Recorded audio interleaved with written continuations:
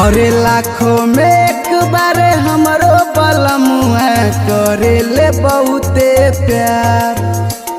सारा सबक मोरा पूरा करेले ना इनकार। ए सखी अरे कितना बड़ाई करी हो। लाखों में एक बार हमरो बलमुआ करेले बहुते प्यार। सारा सबक मोरा पूरा करेले ना इनकार। कुछु के कमी होला ना हमारा रखेले बड़ी ख्याल। त सखी हो लागेला बड़ी कमाल। बलमुआ झारेले जब रुमाल।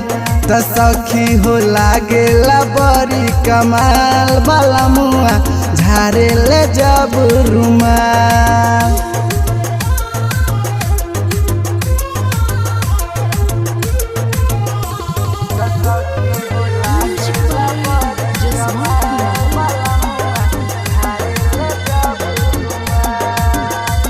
लाल गमछिया धोके बलमुआ चलत ए सखी।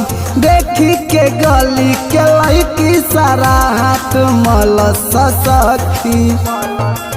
ए का लाल गमछिया धोके बलमुआ चलत ए सखी। देखी के गली के लड़की सारा हाथ मलस सखी। रहन सहन सब हीरो के जैसन राखस बलमुआ बाल। त सखी हो लागेला बड़ी कमाल। बलमुआ झारेले जब रुमाल। त सखी हो लागेला बड़ी कमाल। सजनवा झारेले जब रुमाल।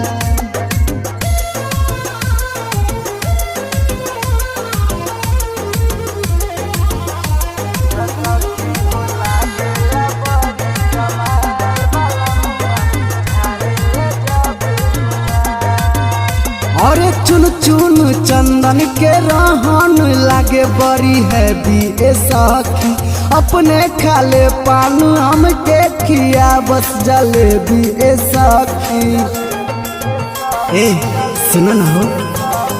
चुन चुन चंदन के रहन लागे बड़ी हैवी ए सखी। अपने खाले पान हमके खियाबे जलेबी ए सखी। राइटर नरेंद्र दिलवा के अंदर राखस बड़ी खुशहाल। त सखी हो लागेला बड़ी कमाल। बलमुआ झारेले जब रुमाल। त सखी हो लागेला बड़ी कमाल। सजनवा झारेले जब रुमाल।